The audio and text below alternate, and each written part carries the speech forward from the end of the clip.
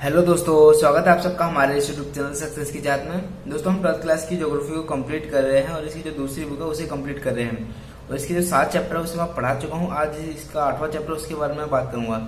दोस्तों, सबसे पहले मैं आप सबसे माफी मांगना चाहता हूं क्योंकि मैंने आपसे कहा था कि मैं आपको जो सिलेबस है वो 20 जून तक कंप्लीट करवा दूंगा, लेकिन आज जो दोस्तों है 21 जून, लेकिन आज हमारे जो है 4-5 चैप्टर रह रहे हैं। ठीक है, तो दोस्तों इसका कुछ कारण है, इसका कुछ रीजन है कि मैं आपके जो चैप्टर है वो नहीं करवा पाया। इसका सबसे पहला कारण तो ये है दोस्तों कि मैंने अपने चैनल पर अभी शुरू में ही मतलब और भी सब्जेक्ट स्टार्ट किए हुए हैं, जो कंपटीशन लेवल की जो तैयारी करवा रहा हूँ मैं उन बच्चों के लिए। तो मतलब वो मैंने जो है वो तैयार किया हुआ अभी। ठीक है, तो मैं मतलब जो है 4-5 दिन उसमें फोकस किया था मैंने अपना बिल्कुल टोटली, कि मतलब मैं अपने पहले कंटेंट अपना बिल्कुल तैयार करके उन बच्चों के लिए भी उनकी तैयारी करवाऊँ जो बच्चे गवर्नमेंट एग्जाम की तैयारी कर रहे हैं। तो दोस्तों इसी चक्कर में जो है 4-5 दिन आपसे जो है आपकी क्लास नहीं हो पाई है, आपकी क्लास 4-5 दिन से रुकी हुई थी, तो इसके लिए मैं आपसे माफ़ी चाहता हूँ। लेकिन अब जो है मैं सिर्फ 2-3 दिन के अंदर ही मैं आपसे पक्का प्रॉमिस करता हूँ दोस्तों, ये प्रॉमिस मेरा झूठ नहीं जाएगा कि मैं अगले 3 दिन के अंदर ही आपको जो 5 चैप्टर रह रहे हैं उसे मैं समाप्त कर दूंगा। बिल्कुल दोस्तों, इसे आप झूठ मत समझिए, क्योंकि मैं वैसे तो मैं आपको जो चैप्टर है वो 20 जून तक खत्म कर देता, लेकिन दोस्तों मैं जो कंपटीशन लेवल की तैयारी है वो करवाने लग गया था। ठीक है, जो मतलब और बच्चे जो तैयारी कर रहे हैं, तो दोस्तों मैं जो अपना टाइम है वो बिल्कुल भी वेस्ट नहीं कर रहा हूँ। ठीक है, और दोस्तों ये जो खबर आ रही है दोस्तों न्यूज़ में कि जो 12th क्लास की जो ज्योग्राफी का एग्जाम है वो मतलब ज्योग्राफी के सभी एग्जाम अभी मतलब 11 जुलाई को शायद ही है कि 11 जुलाई को वो एग्जाम नहीं होंगे। ठीक है, क्योंकि अलग अलग न्यूज़ पेपर में आ रहे हैं कि मतलब दिल्ली में जिस तरीके से आप देख रहे हो कि कोरोना के केस कितने तेजी से बढ़ रहे हैं, वैसे दिल्ली के जो स्वास्थ्य मंत्री है वो भी कोरोना पॉजिटिव हो चुके हैं। ठीक है, तो मतलब दिल्ली के हालात है जो बहुत ही ज्यादा बिगड़े हुए हैं कोरोना में।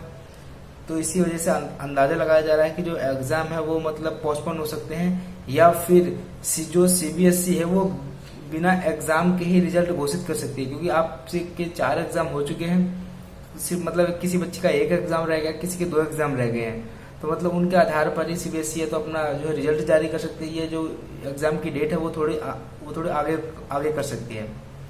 तो चलिए दोस्तों, हम आज का जो टॉपिक है वो शुरू करते हैं। हमारा जो है कि मैं 3 दिन में आपको जो बाकी के बचे हुए चैप्टर हैं उन्हें मैं कंप्लीट करवा दूंगा। चलिए दोस्तों शुरू करते हैं। आज का जो चैप्टर नंबर है वो चैप्टर नंबर 8 है, जिसका नाम है निर्माण उद्योग। दोस्तों मैं जो इसकी पहली बुक है उसके बारे में बता चुका हूँ, उद्योगों के बारे में, जिसमें हमने पढ़ा था द्वितीयक सेक्टर है। ठीक है, द्वितीयक सेक्टर में भी दोस्तों उद्योग से रिलेटेड ही कार्य होते हैं, तो हमने वहां पर जो है इससे बहुत ही ज्यादा डिटेल से पढ़ा था। लेकिन इस जो दूसरी बुक है इसमें भी हम इसे बहुत ज्यादा डिटेल से पढ़ेंगे। विभिन्न आधारों पर विनिर्माण उद्योगों का वर्गीकरण, मतलब उद्योगों का वर्गीकरण किया गया है वो निम्न आधारों पर किया गया है। सबसे पहले स्वामित्व के आधार पर। स्वामित्व के आधार का मतलब होता है दोस्तों वे ऐसे उद्योग किसके अंडर में होंगे, क्या वे सरकार के अंडर में होंगे, क्या वे निजी व्यक्ति के अंडर में होंगे, क्या वे सार्वजनिक होंगे। सार्वजनिक का मतलब होता है दोस्तों जो मतलब गांव या समूह के हैं, मतलब कुछ समूहों का उस पर जो है स्वामित्व होना। ठीक है, और निजी का अर्थ होता है आपका पर्सनल, अपना खुद का किस चीज का स्वामित्व होना। और सरकारी का अर्थ होता है दोस्तों कि मतलब कुछ जो स्वैच्छिक जो व्यक्ति होते हैं, जो मतलब बड़े बड़े व्यक्ति होते हैं गांव के समूह के, वे सारे मिलकर कोई अपना किसी भी चीज का निर्माण करते हैं और उस पर खुद उनका स्वामित्व होता है। ठीक है, आप देखते हैं उत्पाद के आधार पर जो है उद्योग किस तरीके से होते हैं। सबसे पहला दोस्तों उद्योग है वो है आधारभूत उद्योग, और आधारभूत उद्योग दोस्तों लौह उद्योग भी कहते हैं इसे। ठीक है, तो इसे याद रखिए। फिर उपभोक्ता उद्योग और पूंजी वस्तु उद्योग, ये उत्पाद के आधार पर उद्योग है। इन सबके बारे में हम बात करेंगे डिटेल से। वैसे तो मैं इन सबके बारे में आपको बहुत जो पहली बुक है उसमें आपको पढ़ा चुका हूँ और आपको ये पता भी होना चाहिए। कच्चे माल के आधार पर उद्योग जो कृषि, खनिज, वन, पशु, ठीक है, ये मतलब कच्चे आधार पर जो है आधारित उद्योग है। और निर्मित वस्तुओं के स्वरूप के आधार पर जो उद्योग है उन्हें देख लेते हैं। सबसे पहले धातु उद्योग, रसायन उद्योग, वस्त्र उद्योग, विद्युत निर्माण और संचार उद्योग। तो आप मतलब इन सबके नाम से ही आपको पता चल रहा है कि धातु उद्योग जिसपे धातु काम हो रहा हो, रसायन जिसपे रसायन से संबंधित कार्य होते हो, वस्त्र मतलब कपड़े, विद्युत मतलब बिजली जहां बनती हो, संचार मतलब संचार दोस्तों। ठीक है, तो आप इन सबके नाम से समझिए, मतलब बिल्कुल जैसे नाम है वैसे इनके काम है। ठीक है दोस्तों, अब एक जो अन्य उद्योग है उसे देखते हैं, पेट्रोकेमिकल उद्योग। ठीक है, इसे देखते हैं क्या है। ये एग्जाम में आपसे 1 नंबर पूछ सकता है। भूगर्भ से निकले खनिज तेल को परिशोधन के फलस्वरूप कई प्रकार के उत्पादन प्राप्त होते हैं। दोस्तों जो भूगर्भ से जो हमें पेट्रोल उत्पादन होता है वो मतलब बहुत ज्यादा गाढ़ा होता है, ठीक है, और वो बहुत ही ज्यादा मतलब उपयोग करने के लायक नहीं होता। जैसे हम शुरू से उसे जमीन से निकालते हैं तो मतलब वो तुरंत ही मतलब उपयोग करने के लायक नहीं होता, उसे जो है परिशोधन किया जाता है और उससे जो है कई अन्य प्रकार की चीजें प्राप्त होती हैं, जैसे कोयला हो गया, डीजल हो गया, ठीक है, मोम हो गई, तो ये सब मतलब उसी से प्राप्त होते हैं, ठीक है। उसी को कच्चे माल के रूप में प्रयोग करके कई प्रकार की वस्तुएं बनती हैं, इसे ही पेट्रोकेमिकल उद्योग कहते हैं।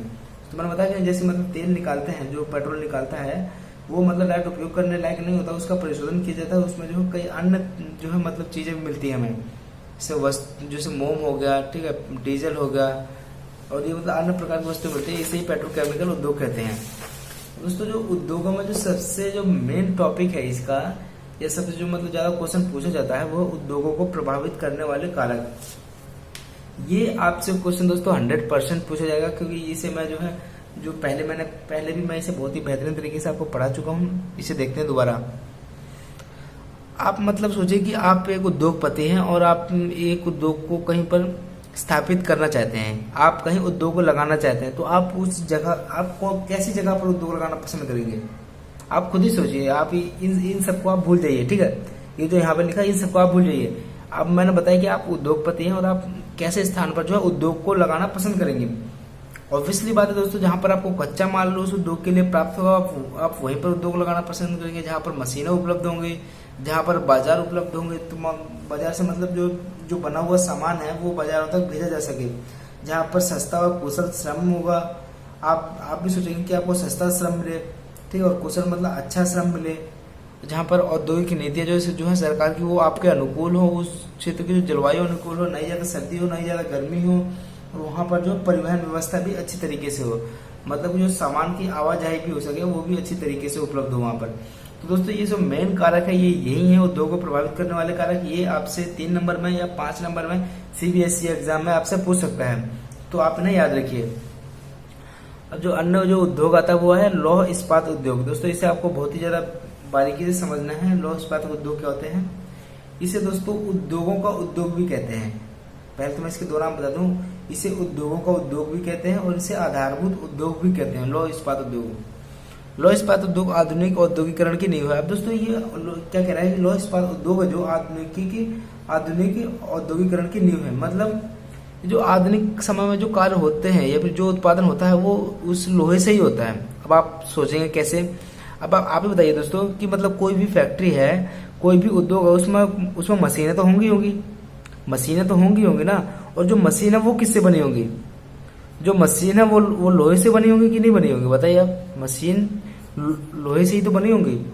तो मतलब जो मतलब अन्य उद्योगों के लिए जो लोहा है वो आधार प्रदान करता है, ठीक है, इसीलिए इसे कहा जाता है कि लौह इस्पात उद्योग आधुनिक औद्योगिकरण की नींव है। यह उद्योग कई उद्योगों को आधारभूत सामान प्रदान करता है। मैंने बताया कि जैसे मतलब कोई उपकरण हो गए मशीनों को चलाने के लिए, ठीक है, या फिर खुद मशीनें हो गई, तो ये भी लोहे से ही बनती हैं। तो ये मतलब अन्य उद्योगों को अपना जो है आधार प्रदान करता है। ये आधुनिक मशीनों, परिवहन तथा यंत्रों का आधार है। अब दोस्तों आधुनिक जो मशीन है वो लोहे से ही बनती है, जो परिवहन है वो भी इसमें भी लोहे का इस्तेमाल होता है, और जो यंत्र बनते हैं उनमें भी लोहे का इस्तेमाल होता है। तो दोस्तों जो लोहा है वो बहुत ही ज्यादा मतलब इम्पोर्टेंट है हर एक क्षेत्र के लिए, हर एक उद्योग के लिए। और जो दोस्तों भारत में जो है उद्योग बहुत ही ज्यादा बड़ी मात्रा में मिलता है, ठीक है, भारत में बहुत ज्यादा जो है मतलब लौह इस्पात उद्योग है भारत में। भारतीय लौह इस्पात उद्योग के अंतर्गत बड़े एकीकृत इस्पात कारखाने तथा छोटी इस्पात मिलें भी शामिल हैं। दोस्तों जो भारत में मैंने बताया कि बहुत सारे लौह इस्पात उद्योग हैं, ठीक है, अब इन सब के बारे में हम एक एक करके पढ़ेंगे। ये जो है एकीकृत इस्पात कारखाने हैं सारे के सारे। दोस्तों 5 या 6 उद्योग हैं दोस्तों जो मोस्टली हैं जो भारत में लौह इस्पात उद्योग, एक एक करके देखते हैं। ये जो दोस्तों है ये एकीकृत इस्पात कारखाने, ये सभी इसी के अंतर्गत आते हैं। सबसे पहला आता है टिस्को यानी टाटा लौह इस्पात कंपनी, ठीक है। यह कंपनी मुंबई कोलकाता रेलवे मार्ग के बीच निकट है। यह जो कंपनी है टिस्को, ये मुंबई कोलकाता रेलवे मार्ग के बहुत ज्यादा निकट है, ठीक है। इस संयंत्र को स्वर्ण रेखा व खारकोई नदियों से जल और लोहा जो मिलता है वो बादाम पहाड़ से प्राप्त होता है। दोस्तों ये जो मतलब उद्योग है टिस्को जो उद्योग है, इसे पानी कहाँ से मिलता है? आपसे जो एग्जाम में दोस्तों आता है क्वेश्चन, दोस्तों मेरी एक थोड़ी बहुत गलती है दोस्तों, क्योंकि मेरे पास जो है डिजिटल बोर्ड नहीं है, तो मैं आपको जो कॉपी के माध्यम से पढ़ा रहा हूँ। अगर मेरे पास डिजिटल बोर्ड होता दोस्तों, तो इसमें जो है आपसे इस तरीके के क्वेश्चन पूछे जाते हैं कि आपको जो टिस्को उद्योग का जो है चित्र दे देंगे, और उससे आपसे पूछेंगे एग्जाम में कि इस उद्योग को जो है पानी कहाँ से प्राप्त होता है, इसको लोहा कहाँ से प्राप्त होता है, इसको अन्य जो सामान है वो कहाँ से प्राप्त होता है।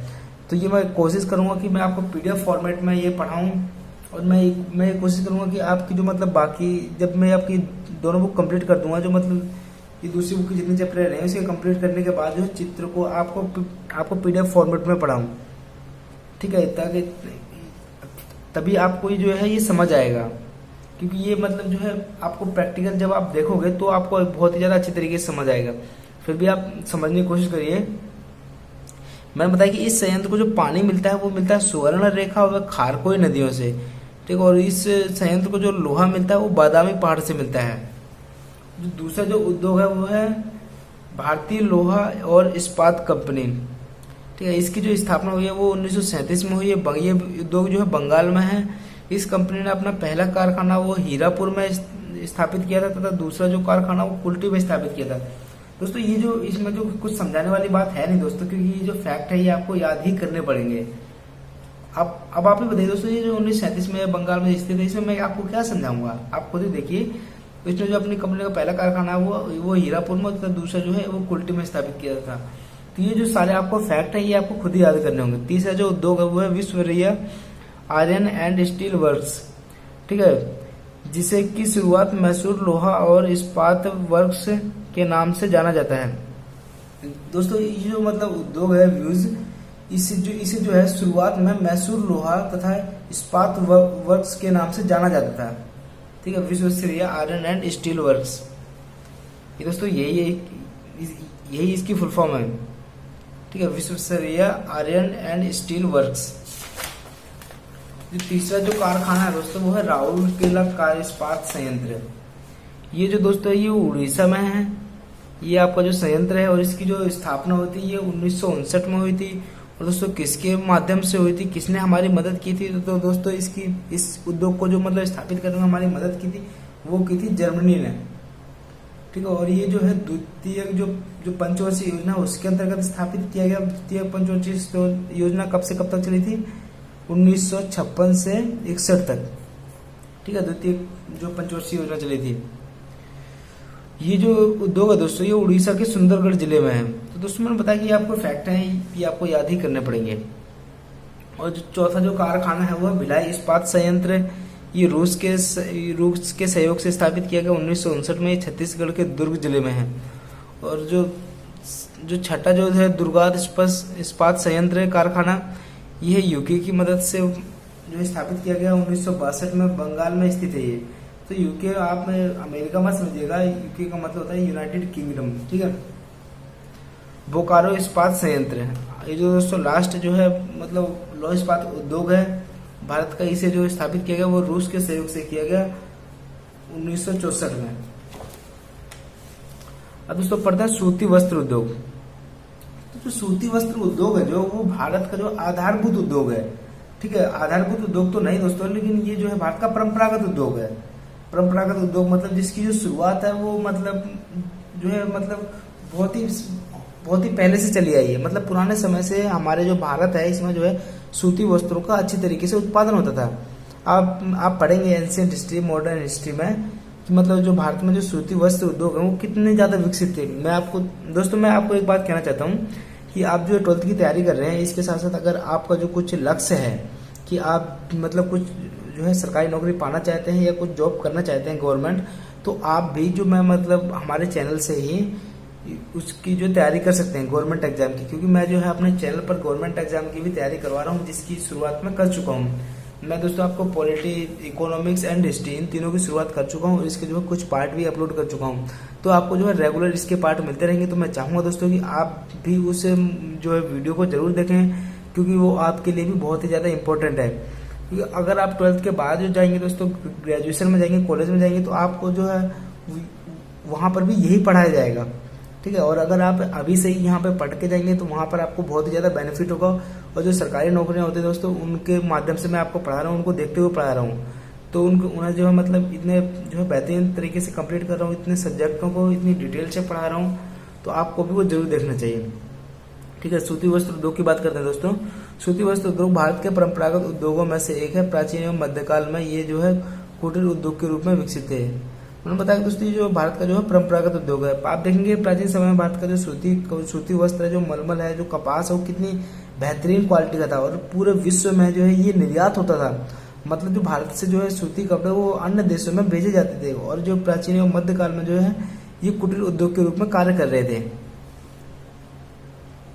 भारत विश्व में उत्कृष्ट कोटि का जो है मलमल, कैलिको, छींट और दूसरे प्रकार की अच्छी गुणवत्ता वाले सूती कपड़ों के लिए उत्पादन के लिए प्रसिद्ध था। मैंने बताया दोस्तों कि जो भारत है उससे मतलब है वहाँ पर जो है मतलब सूती वस्त्र का जो उत्पादन होता था वो बहुत ही उच्च कोटि का था और यहाँ से जो है विदेशों में इसे निर्यात किया जाता था। अब दोस्तों सूती वस्त्र में कितने सेक्टर होते हैं इन्हें देखिए आप। इसके जो है 2 सेक्टर होते हैं, एक होता है हथकरघा सेक्टर है और दूसरा है विद्युत करघा सेक्टर है। हथकरघा सेक्टर में दोस्तों हाथों से कार्य किया जाता है, इसमें मतलब स्थानीय श्रम होता है और जो आसपास के जो गांव के लोग हैं या फिर मतलब जो परिवार के ही लोग हैं वो इसमें कार्य करते हैं। यह सेक्टर स्थानिक श्रम तथा कच्चे माल पर निर्भर करता है तथा इसका उत्पादन भी सीमित है। मतलब कि आप सोच सकते हैं कि मतलब ये इस टाइप का कुटीर उद्योग है। ठीक है, हथकरघा सेक्टर मतलब अपने हाथों से ही हर एक कार्य करना और मतलब प्राथमिक स्तर पर मतलब जो है ग्रामीण स्तर पर ही जो है कार्य को करते हैं, सूती वस्त्र बनाते हैं और उन्हें बेचते हैं। ये जो है मतलब जो कच्चे माल पर ये निर्भर नहीं होते हैं। इन्हें जो कच्चा माल है वो स्थान से ही प्राप्त हो जाता है, गांव से ही प्राप्त हो जाता है। और जो दूसरा जो सेक्टर है वो विद्युत करघा सेक्टर है। इस सेक्टर में जो कपड़ा है वो मशीनों द्वारा उत्पादित किया जाता है। ये सेक्टर देश के कुल उत्पादन का 50% से भी ज्यादा उत्पादित करता है। विद्युत करघा दोस्तों ये नाम से पता चला, विद्युत मतलब कि ऐसी जो मशीन द्वारा तैयार किया जाता है और मशीन किससे चलती है, विद्युत से चलती है। तो आप इस तरीके से याद रख सकते हैं दोस्तों। और जो इससे जो है इस सेक्टर से जो है दोस्तों मतलब भारत का जो टोटली 50% से ज्यादा सूती वस्त्र उद्योग इसी सेक्टर से जो उत्पादन होता है, इस सेक्टर से। ठीक है, सूती वस्त्र उद्योग कुछ समस्या है दोस्तों अपनी, इसे देखते हैं कि इसकी क्या समस्या है। देश में लंबे रेशे वाली कपास का उत्पादन कम है और इसे विदेशों से आयात करना है। दोस्तों सूती वस्त्र का जो समस्या है, जो पहली समस्या है वो है जो मतलब कपास है वो मतलब लंबे रेशे वाली कपास नहीं है। ठीक है, छोटे रेशे वाली कपास है। तो मतलब छोटे रेशे वाली कपास है तो ज्यादा कपास लगती है मतलब एक कपड़ा बनाने में, तो इसे जो है बड़े रेशे वाली कपास को विदेशों से आयात करना पड़ता है। सूती कपड़ा मिलों की मशीनरी पुरानी है, अतः इसे विदेशों से आयात करना पड़ता है। अब भारत में जो सूती कपड़ा की जो मिल है उनमें जो मशीनें हैं वो भी मतलब बहुत ज्यादा पुरानी हो चुकी हैं और अन्य जो मशीनें हैं उन्हें जो है विदेशों से आयात करना पड़ता है, जिसे हमें भारी मात्रा में विदेशी मुद्रा को देना पड़ता है। विदेशों में चीन व जापान से तैयार वस्त्रों से अधिक प्रतिस्पर्धा करनी पड़ रही है। अब दोस्तों जी जो वैश्वीकरण का जो जमाना है मतलब समय चल रहा है ग्लोबलाइजेशन का, तो इससे मतलब जो है किसी भी चीज में आप कपड़ों को लेकर छोड़िए, किसी भी चीज में जो है प्रतिस्पर्धा बहुत ही ज्यादा बढ़ गई है। ठीक है, कि जिसके जो मतलब अच्छे सामान है वो लोग जो है उन्हीं को खरीदते हैं। लेकिन ऐसा भी नहीं है दोस्तों, जो चीन के सामान है वो भारत में बहुत ही ज्यादा खरीदे जाते हैं, जबकि चीन के सामान इतने मतलब चलाऊ नहीं होते हैं। ठीक है, और दोस्तों अभी जो मतलब ये जो समय चल रहा है ये चीन और जो भारत की जो बहुत ज्यादा तनातनी हो रही है, तो मैं चाहूंगा दोस्तों हमारे जो पीएम है वो भी चाहते हैं कि आप जो है अपने स्वदेशी को अपनाएं, मतलब कि जो भारत की वस्तुएं हैं उन्हीं को खरीदें, किसी अन्य देश से फिर चीन की जो वस्तुएं स्पेशली वो बिल्कुल भी ना खरीदें। ठीक है, जो मतलब आपने खरीद लिया उसे तो छोड़ दो, आप उसे अपना नुकसान नहीं पहुंचा सकते। जैसे कि मैंने जो दोस्तों टीवी में देखा है, न्यूज में दिखा रहे थे कि जो मतलब जैसे लोगों ने जैसे पहले की जो चीजें खरीदी हुई है चीन से वो उसे मतलब जला रहे हैं, तोड़ रहे हैं, फेंक रहे हैं। दोस्तों आप खुद ही बताइए उनसे क्या फायदा है।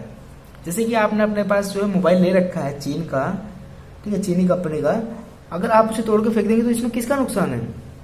आपका ही नुकसान है कि नहीं है? लेकिन हाँ इस बात को आप याद रखें कि मतलब अगली बार से मतलब इसके बाद से जो आप चीजें खरीदेंगे वो चीन की चीजें कभी नहीं खरीदेंगे। लेकिन अभी जो पहले आपने खरीदी है उसे आप अपने पास रखिए, क्योंकि उसमें जो आपके मेहनत का पैसा लगा हुआ है, उसमें आपके पेरेंट्स का जो है मेहनत का पैसा लगा हुआ है। ठीक है, उसे आप रखिए, लेकिन उसके जो बाद है वो आप बेशक ही मत खरीदिए चीन की चीजें। ठीक है, लेकिन जो आपने पहले से खरीद रखी है उन्हें मत तोड़िए दोस्तों। तो चलिए बात करते हैं चीनी उद्योग के बारे में। अब ये जो दोस्तों उद्योग है ये मौसमी उद्योग है, मतलब जब इसका मौसम आता है तो दोस्तों गर्मियों के समय में ये चीनी उद्योग उगाया जाता है और मतलब इसी समय ही ये जो है जो चीनी का जो उद्योग है वो स्थापित होता है, क्योंकि ये चीनी किससे बनती है, वो गन्ने से। और गन्ना जो मतलब एक ही समय के अंतराल होता है गन्ना, ये गन्ने की जो खेती है वो वर्ष भर नहीं होती है। गन्ना अगर खेत से कटने के बाद 24 घंटे के अंदर ही पेरा जाए तो मतलब ज़्यादा रस निकलता है। अब दोस्तों गन्ना एक ऐसी फसल है जहाँ पर गन्ना होगा उसी के आसपास ही, बिल्कुल उसी के आसपास चीनी मिल की फैक्ट्री भी होंगी। अब आप सोचेंगे क्यों, क्योंकि दोस्तों जब अगर गन्ने को आप काटेंगे और अगर गन्ने को काट कर कहीं और लेके जाएंगे तो उसमें जो आपको परिवहन की लागत देनी पड़ेगी, क्योंकि गन्ना जो है एक भारी मतलब वस्तु है, ठीक है, भारी चीज है, तो आपको जो है परिवहन लागत अधिक आएगी। और प्लस इसमें ये भी है दोस्तों कि अगर अपने गन्ने को काट के कहीं दूसरे स्थान पर ले जाते हैं और आपको ज्यादा समय लगता है तो उससे जो रस निकलता है गन्ने से, उसकी मात्रा में कमी आ जाती है। अगर जैसे ही आप काटते हैं गन्ने को, वैसे ही अगर तुरंत आप जो है मतलब जो मिल में उसे पेरा जाए तो मतलब ज्यादा रस निकलता है और ज्यादा चीनी बनती है और ज्यादा गुड़ बनता है, ठीक है। भारत में चीनी मिलें गन्ना उत्पादक क्षेत्रों में ही संकेंद्रित क्यों होती है? दोस्तों मैंने अभी बताया दोस्तों कि भारत में चीनी मिलें हैं वो गन्ना जहां पर उत्पादित होगा वहीं उसी के आसपास ही उत्पादित होंगी, मतलब उसी के आसपास ही जो मिल है वो स्थापित होंगी। अब इसका कारण क्या है ये देखते हैं। चीनी मिलों के लिए कच्चा माल जो है गन्ना भार ह्रास वाली फसल है।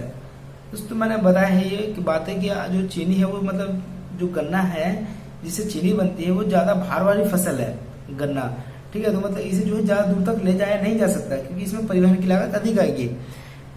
गन्ने को खेतों से दूर नहीं किया जा सकता जबकि इसमें परिवहन लागत अधिक लगती है। मैंने बताया दोस्तों कि जो गन्ना है होगा जहां पर वहीं पर ही जो मिल स्थापित की जाएगी।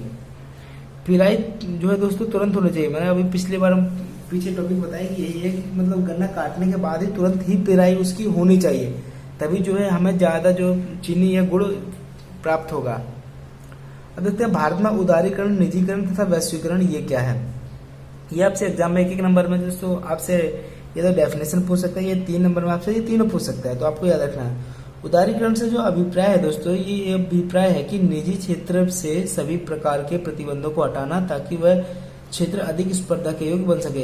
अब तो उदारीकरण का मतलब आप इसका मतलब समझिए, उदारीकरण मतलब नियमों में छूट देना, नियमों में छूट देना। मतलब जैसे पहले क्या होता था दोस्तों 1990 के पहले कि मतलब जब हम कोई भी कार्य शुरू करते हैं, कोई भी उद्योग स्थापित करते हैं तो उसके लिए हमें सरकार से परमिशन लेनी पड़ती है, चाहे वो कोई मतलब हम बिल्कुल सही कार्य ही क्यों ना कर रहे हैं, ठीक है, हम बिल्कुल लीगल कार्य ही क्यों ना करें, लेकिन उसके लिए भी हमें जो है सरकार से परमिशन लेनी होगी।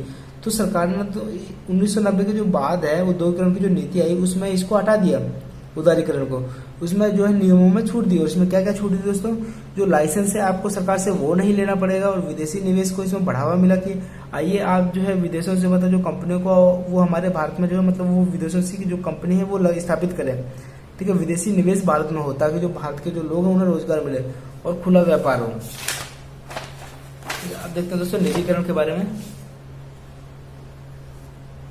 निजीकरण का दोस्तों आपको होता है इसमें अपना स्वामित्व है, ठीक है, जिस व्यक्ति का मतलब खुद का स्वामित्व। दोस्तों मतलब निजीकरण का अर्थ होता है दोस्तों कि किसी भी चीज पर जो है आपका खुद का स्वामित्व है, आप उस चीज के खुद ही मालिक हैं, ठीक है। निजी क्षेत्र में अधिक से अधिक उद्योगों को सम्मिलित करना। दोस्तों पहले क्या था कि पहले जो मतलब ज्यादातर उद्योग थे वो सरकार के अंडर में थे, ज्यादातर जो उद्योग थे वो सरकार के अंडर में थे, और जो निजी व्यक्तियों के पास है वो बहुत ही ज्यादा कम थे। तो जो मतलब 1990 के जो बाद है वो सरकार ने जो है ज्यादातर उद्योगों को निजी हाथों में सौंप दिया कि मतलब आप भी अपना उद्योग स्टार्ट कर सकते हैं और वो उसके जो मालिक है वो सिर्फ आप ही होंगे, ठीक है। तीसरा देखते हैं दोस्तों वैश्वीकरण। दोस्तों वैश्वीकरण का जो अर्थ होता है वो देश की अर्थव्यवस्था को विश्व की अर्थव्यवस्था से मिलाना। मतलब कि आप इसको इस तरीके से समझिए कि आप हमारे देश की जो कोई वस्तु है वो विदेशों में जाके हम बेच रहे हैं उसे, ठीक है, और विदेशों से कोई वस्तु हमारे देश में बिक रही है। तो यही है कि मतलब देश की अर्थव्यवस्था को विश्व की अर्थव्यवस्था से मिलाना, मतलब हमारी चीजें विश्व में बिक रही हैं और विश्व की जो चीजें हैं वो हमारे में बिक रही हैं, ठीक है। इसे ही वैश्वीकरण कहते हैं। आप इसकी डेफिनेशन एक और तरीके से समझ सकते हैं कि मतलब वस्तु सेवा, ठीक है, वस्तु सेवा पूंजी का प्रवाह होना, मतलब एक स्थान से या फिर एक देश से दूसरे देश में प्रवाह होना, उसे वैश्वीकरण कहते हैं। दोस्तों भारत के जो औद्योगिक प्रदेश है इन्हें देख लेते हैं। भारत के मुख्यतः 8 औद्योगिक प्रदेश हैं। सबसे पहला जो प्रदेश है वो मुंबई पुणे प्रदेश, हुगली प्रदेश, बेंगलोर तमिलनाडु प्रदेश, विशाखापट्टनम गुंटूर प्रदेश, गुजरात प्रदेश, गुड़गांव दिल्ली मेरठ प्रदेश, छोटा नागपुर प्रदेश और कोलम तिरुवनंतपुरम प्रदेश। दोस्तों आज का जो आपका टॉपिक है वो यहीं समाप्त होता है। आपको वीडियो कैसी लगी है आप हमें कमेंट्स करके बता सकते हैं। अगर आपको ये वीडियो पसंद आई है दोस्तों, आप हमारे चैनल को सब्सक्राइब कीजिए, वीडियो को लाइक, कमेंट्स और शेयर कीजिए। और दोस्तों आप हमारे इस चैनल से जुड़े रहिए, आपको क्योंकि इसमें जो है सीबीएसई एग्जाम की तैयारी करवाई जा रही है आपके, और प्लस दोस्तों आपको जो है इस चैनल पर जो है कंपटीशन लेवल की भी तैयारी करवाई जा रही है। मतलब जो बच्चे किसी भी गवर्नमेंट एग्जाम की तैयारी कर रहे हैं वो भी इस चैनल से जुड़ सकते हैं। तो चलिए दोस्तों मिलते हैं नेक्स्ट चैप्टर में। मैंने आपके लिए नेक्स्ट चैप्टर है दोस्तों, वो भी मैंने आपके लिए बनाया हुआ है, ठीक है। तो इसमें जो मैं आपको जल्दी ही लेके आऊंगा, या फिर हो सकता है मैं आज ही इसको रिकॉर्ड कर लूँ। तो चलिए दोस्तों वीडियो देखने के लिए बहुत बहुत धन्यवाद। मिलते हैं नेक्स्ट चैप्टर में।